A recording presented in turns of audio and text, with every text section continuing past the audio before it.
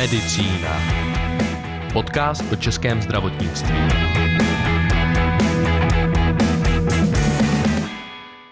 Dobrý deň, pán Korňák, vítajte u nás. Ďakujem. Vítajte, nech sa páči, sadkajte si. Dobre, tak dnes ste prišiel k nám do indikačnej poradne, kde si preberieme pár vecí, čo sa týka vašej operácie. Predoperačnú prípravu prejdeme krok po kroku, naučíme vás chodiť s barlami. Dnes vás oznámim aj s našimi edukačnými sestrami, ktoré vás budú sprevádzať celým priebehom liečby. Toto je náš cieľ, implantovať vám takúto endoprotézu, takto pekne osovo správne, symetricky, aby ste mohol začať po operácii cvičiť. Pacientov dávame možnosť zaangažovať sa do celého priebehu liečby. Nechceme vás zahltiť s týmito informáciami nejak dramaticky, ale zároveň vám chceme... Tých informácií je dosť. Je veľa, samozrejme, ja viem, my to všetko budeme vám samozrejme dávať postupne, to len teraz. Vidíme sa 5-6 týždňov pred operáciou na Pacientskej akadémii a potom, keď to o vás celkový zdravotný stav bude dovolovať, že operácia prebehne v poriadku, tak pokúsime sa vás postaviť s barlami, s dopomocou, s fyzioterapeutom samozrejme. Nie je náš cieľ, aby ste nám teraz po izbe začal pochodovať hneď prvý deň alebo v deň operácie. Náš cieľ je, aby sme vás čo najskôr postavili na nohy a zapojili do aktívneho života. Super, teším sa. Dobre, aj ja sa teším. Dúfam, že to dobre všetko dopadne. Držte sa, majte sa pekne. Dovidenia. Dovidenia. Medicína. Podcast o českém zdravotnictví.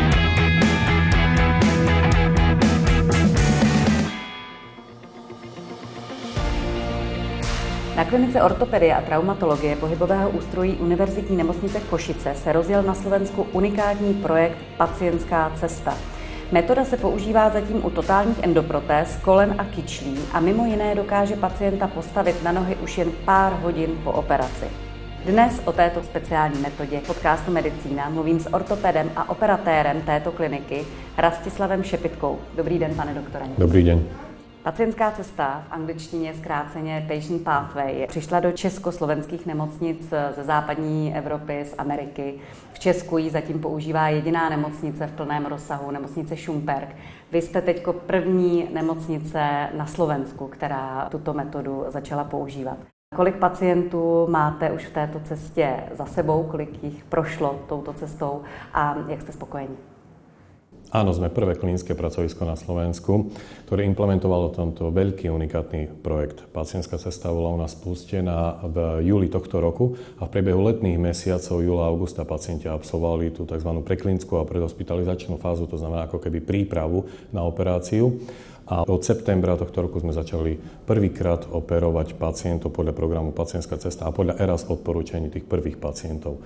Doteraz k dnešnému dňu sme pooperovali 30 pacientov v takomto projekte. A první reakce jak pacientů, tak zdravotnického personálu a vás jako hlavního operatéra? Tak celkové výsledky budeme hodnotiť neskôr, ale od spustenia programu Pacientská cesta sme s prípravou pacientov k operácii veľmi spokojní. Priebehom hospitalizácie a skorou rehabilitáciou taktiež. Predovšetkým pacienti hodnotia tento program ako veľmi prínosný.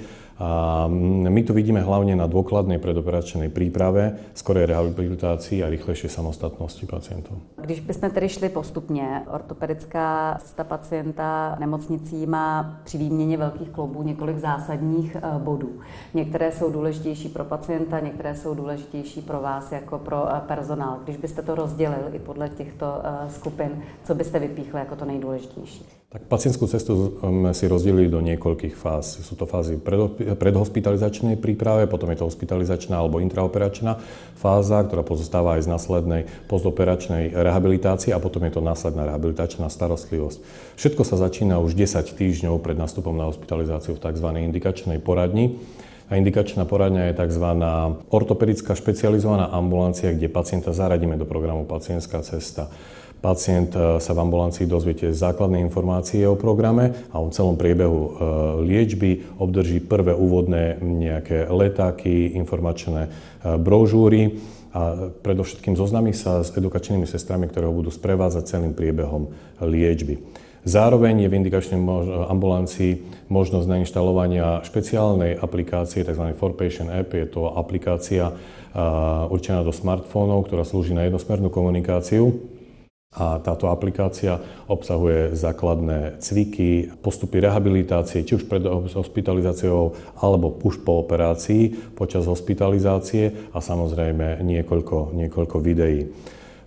Ortopédom v danej ambulancii sa zhodnotí celkový stav pacienta, komorbidity, lokálny nález, parametre mobility, vypíšu sa administratívne záležitosti u pacienta, predpíšu sa mu barle, s ktorými už pacient začína cvičiť pred tým, ako absolvuje operáciu a dohodne sa termín pacientskej akadémie.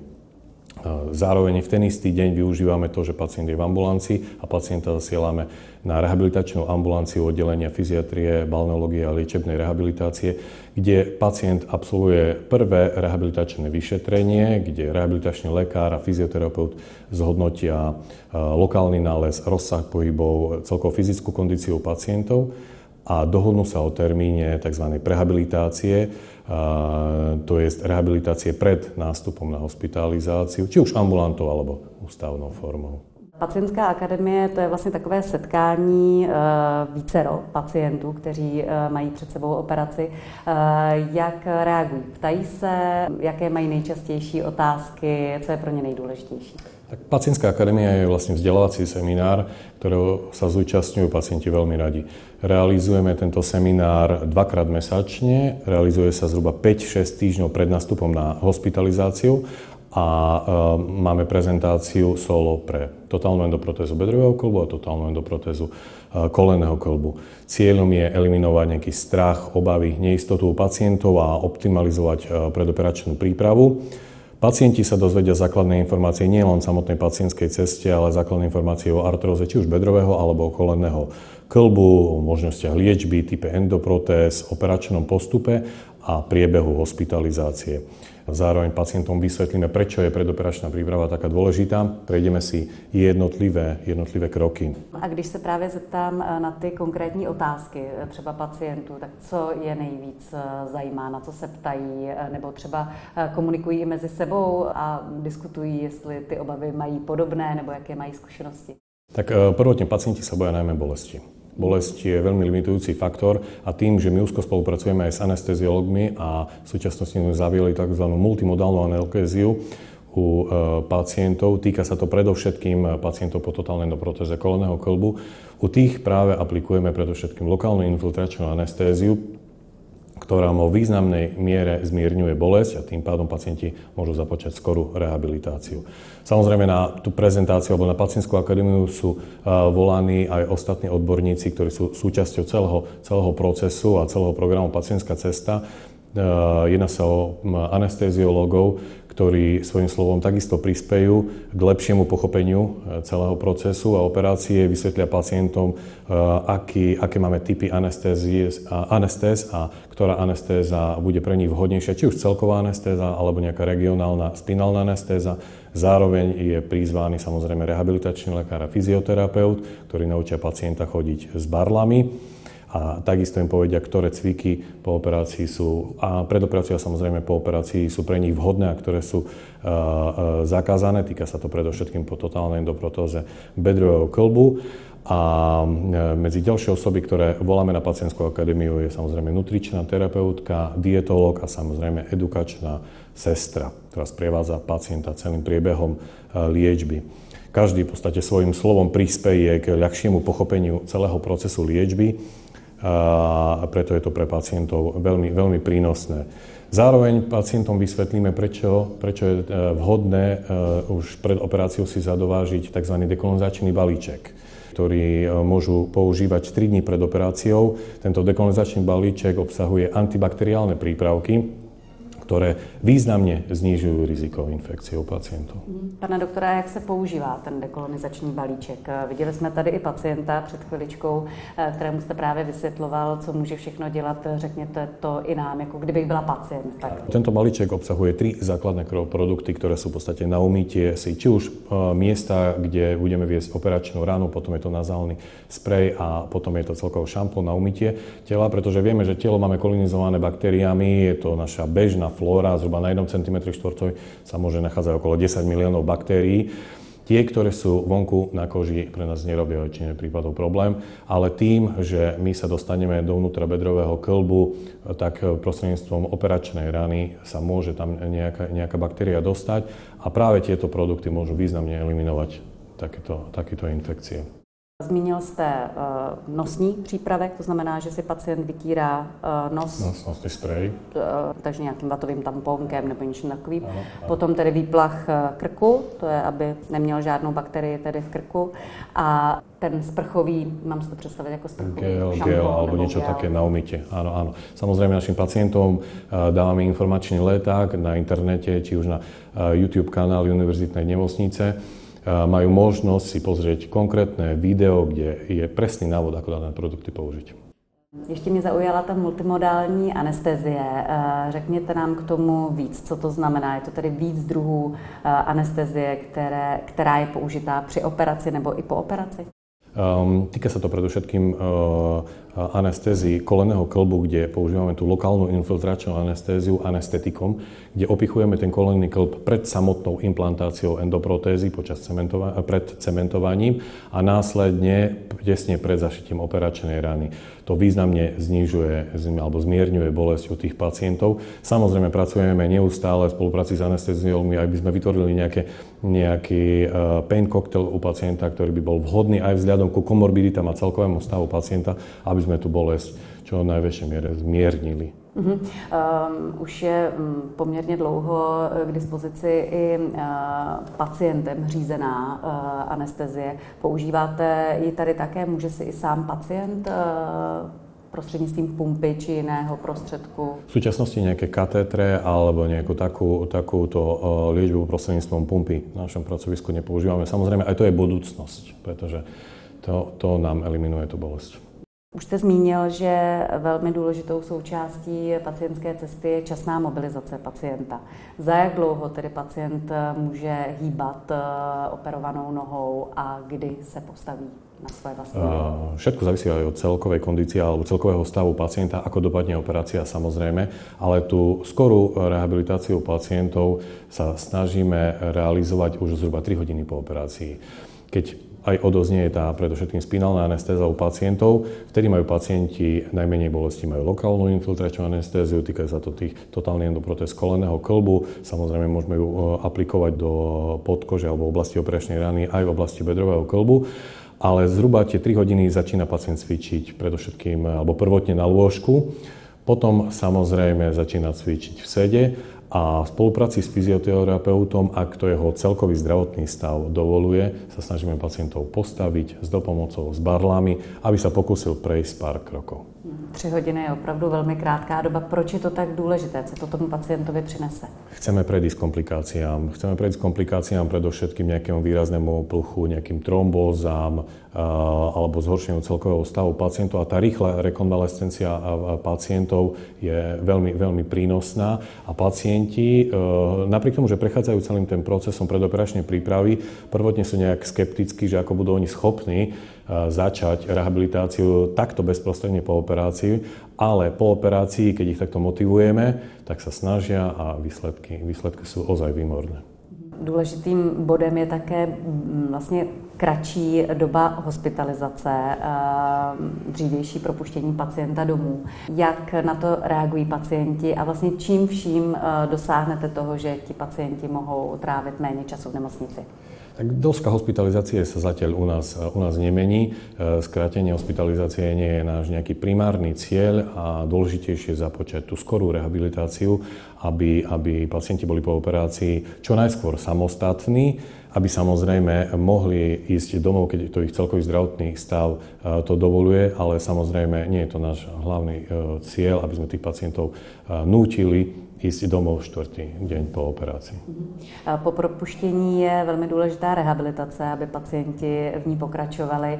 Jak pokračují doma? Jak vy je i kontrolujete? Je nějaký prostředek na to, abyste zkontrolovali, jestli rehabilitují správně? Zatiaľ nejaké náramky na hodnotenie nejakého rozsahu pohybov a to, ako pacient doma rehabilituje, nemáme. Samozrejme, je to budúcnosť. Dúfam, že krátka, kde takéto produkty si zadovážime a budeme vedieť objektívne zhodnotiť ten rozsah pohybov u pacientov. Zatiaľ my pozornosť pacientom venujeme tu počas hospitalizácie, či už na našom pracovisku klinike ortopédie, alebo po následnom preklade na rehabilitačné pracovisko. Posloucháte podcast Medicína dnes z Univerzitní nemocnice Košice s ortopedem Rastislavem Šepitkou o speciální metodě, která optimalizuje cestu ortopedického pacienta. Z výzkumů vyplývá, ty, co byly dělány v Německu a teďko nedávno i v Šumperku, že pacienti, kteří projdou touto pacientskou cestou, jsou lépe informováni a celkově hodnotí tu spokojenost až o 20% lépe než pacienti, kteří vlastně touto cestou neprocházeli. Jakou máte zkušenost vy? Áno, väčšina pacientov v tej predoperačnej príprave sa zaujíma o celý proces a snaží sa v čo najvyššej miere zaangažovať na celom priebehu liečby. A po absolvovaní pacientskej akadémie sú viac informovaní a po operácii sú práve viac motivovaní k samotnej rehabilitácii. A když byste měl ještě ve zkratce vypíchnout jednou ty hlavní medicínské benefity, které přináší hlavně těm pacientům, protože to je asi to nejdůležitější. Tých benefitov pre pacienta je naozaj veľa, ale tie praktické sú hlavne informovanosť pacienta, zvýšený komfort pre pacienta, zaangažovanie pacienta do celého procesu liečby, zmiernenie bolesti po operácii a skorá rehabilitácia. Pacient je v podstate od začiatku aktívne zapojený do celého liečebného procesu a výsledkom je informovaný pacient s dôslednou predoperačnou prípravou.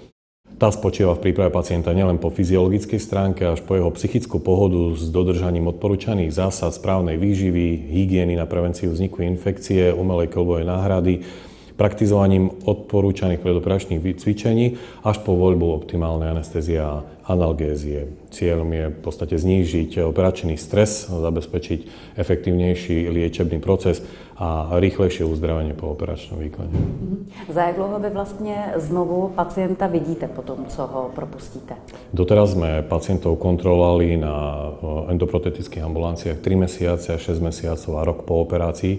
V súčasnosti zavedením tohto programu Pacientská cesta sa snažíme, alebo budeme sa snažiť tých pacientov volať na kontrolu skôr. Predpokladáme, že tých 10-12 týždňov by bolo tých adekvátnych na zhodnotenie celkového stavu pacienta, rozsahu pohybov pacienta, prípadne odloženie barly a započatie aktívnej rehabilitácie už bez nejaké pomôcky.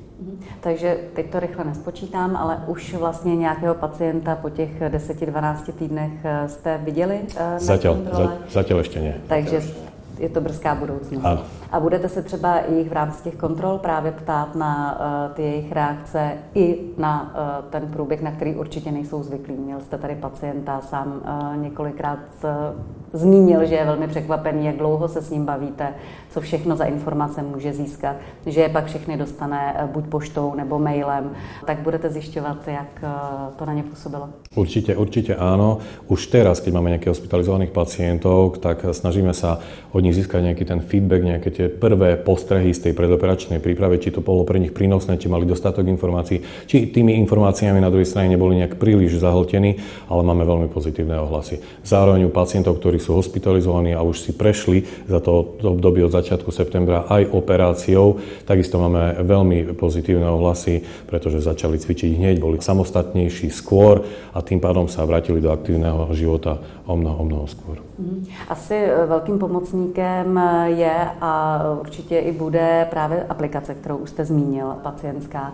Jak na to se dívají pacienti? Je to něco, co využívají, protože co aspoň já jsem viděla, tak tam vlastně pacientům průběžně připomínají, co mají dělat, v jaké jsou fázi, jak dlouho jim zbývá ještě do operace, jestli už by měli začít právě s rehabilitací a tak dále. Tak jak se na to dívají?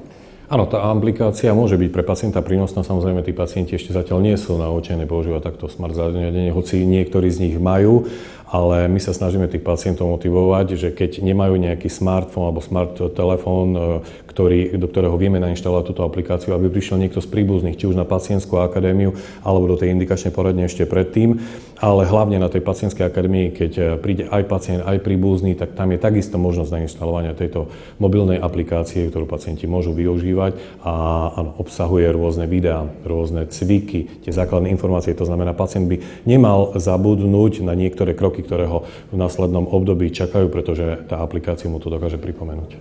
A deje sa to? Chodí práve na tú pacientskú akadémii se svými rodinnými príslušníky? Áno, deje sa to. Máme relatívne bohatú účasť, samozrejme tú účasť chceme neustále zvyšovať a spätná väzba od tých pacientov, ktorí absolvovali túto pacientskú akadémiu, je veľmi dobrá. A jaké jsou výhody pro nemocnici? Mluví se o tom, že dokáže jak ušetřit peníze, ale tak hlavně zvýšit vlastně počet pacientů, kteří mohou dříve podstoupit právě tu ortopedickou operaci. Toto je veľmi skorá otázka. Pre nás je dôležité zabezpečiť pre všetkým kvalitnú zdravotnú starostlivosť. Vďaka najnovším odborným prístupom, intenzívnej edukácii a moderným technológiám zrýchlením rekonvalescencie by sa mala skrátiť aj doba hospitalizácie a to by malo v podstate viesť k úspore finančných zdrojov a tým aj zlepšeniu ekonomických ukazovateľov nemocnice. Jak jste se vlastně dozvěděli o projektu Pacientská cesta a kdy, nebo vůbec jak dlouho trval celý ten rozhodovací proces? Protože dobře víme, že to není jenom o jednom člověku, musí s tím být souzněný celý operační tým, celý zdravotnický personál, tak jak to u vás probíhalo? Tak ERAS odporúčania sa v chirurgických odboroch vo svete majú svoje uplatnenie a ortopedické operácie nie sú výnimkou. Adherencia jednotlivých pracovísk zatiaľ nie je príliš vysoká a pritom sú to pomerne jednoduché kroky, nezaťažujúce, ktoré môžu byť prospešné. Implementácia projektu v univerzitnej nemocnici Aloisa Pasteura trvala niekoľko mesiacov. Základom bolo vytvorenie niekoľkých pracovných skupín, ktoré boli zodpovedné za konkrétne kroky. Vyškolenie asi 200 zamestnancov, ktorí sa podieľajú na správnom fungovaní pacientskej cesty, bolo ozaj náročné. Kľúčom k úspechu bola však komunikácia, medziodborová spolupráca a hlavne podpora vedenia nemocnice. Čeho se nejvíc obávali zdravotníci, jak sestry, tak i lékaři, než jste tuto metodu implementovali? Samozrejme, tak nielen lekári, ale aj stredný zdravotnícky personál alebo celkovo personál sa obával predovšetkým návalu práce ďalšieho, ktorá ich pri tomto projekte bude čakať. Áno, ten príval práce samozrejme je, čo sa týka predovšetkým administratívy, čo sa týka fyzioterapeutov, samozrejme tomu pacientovi musia venovať väčšiu pozornosť, aby ten pacient cítil nejaký väčší záujem, ale ten záujem pacientom dávali aj doteraz, samozrejme. Ale koniec koncov, keď to si rozložíme na drobné, tak zistíme perspektívne, že keď pacient bude sebestačnejší alebo samostatnejší skôr po operácii, bude schopný sám aktívnej rehabilitácie samostatne chodiť, nebude vyžadovať nejakú výraznejšiu pomoc stredného zdravotníckeho personálu a preto to pre nás môže byť o mnoho prednostnejšie.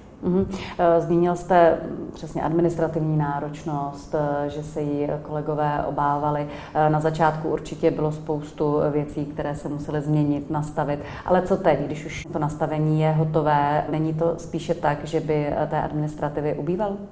Zatiaľ veľmi nie, lebo samozrejme tie kroky, ktoré urobíme aj s pacientom, musíme vyplniť, ale samozrejme program, ktorý sme použili od spoločnosti B. Braun, program sa volá MedPub, je to program, ktorý je user-friendly, je nápomocný, je pomerne ľahko sa dá používať a je to len pár nejakých krokov, ktoré si stredný zdravotnícky personál alebo lekári len odškrtnú, odkliknú a idú venovať pozornosť predovšetkým face-to-face s pacientom.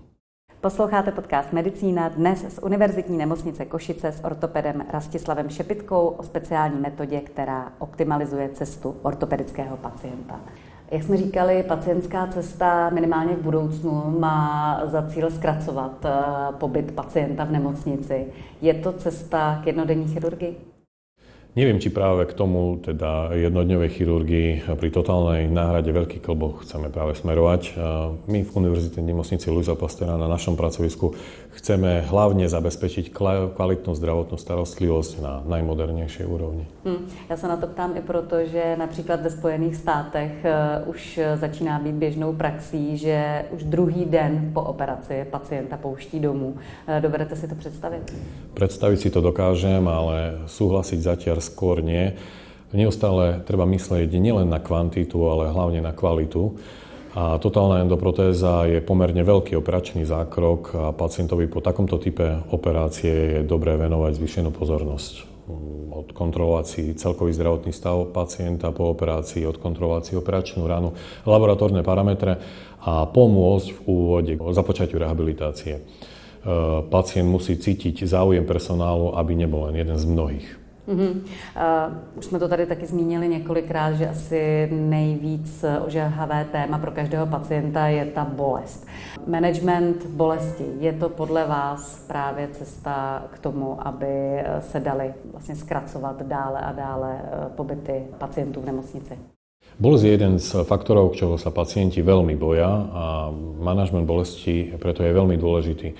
Práve preto my spolupracujeme s anesteziológmi a algeziológmi a snažíme sa u pacientov tú bolesť čo najvyššej miere znížiť. Moderné metódy multimodálnej analgézie sú budúcnosť, určite sú budúcnosť pri liečbe bolesti. Na závěr bych se zeptala futurologicky. Jak vidíte váš obor zhruba za 50 let a jakou roli si myslíte, že budou hrát moderní technologie, které se teď hodně derou kupředu? Tak nerad predpovedám udalosti do budúcna, ale vzhľadom na rýchly vývoj moderných technológií vo svete, samozrejme aj v medicíne, predpokladám možno aj zavedenie umelej inteligencie aj pri ortopedických výkonoch. Dúfam len, že moderné technológie budú len pomocným vodítkom pre operatéra a jeho účasť priamo pri operácii bude stále prítomná, pretože endoprotetika je jeden úžasný operačný zákrok. To byl Rastislav Šepitka, ortoped a operatér kliniky ortopedie a traumatologie pohybového ústrojí Univerzitní nemocnice Košice. Pane doktore, moc krát děkuji za rozhovor. Ďakujem pekne.